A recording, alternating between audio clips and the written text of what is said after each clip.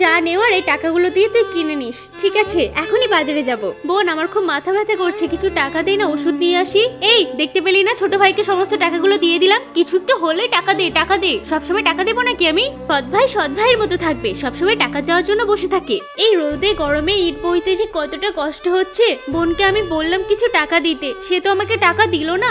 ওষুধটা খেয়ে অন্তত একটু ভালো করে কাজ করতে পারতাম। আর আজকে রোদের তাপ এত বেশি, শপিং তো করা শেষ আর অনেকগুলো টাকাও বেঁচেছে। এই টাকাগুলো দিয়ে বন্ধুদের সাথে পার্টি করব।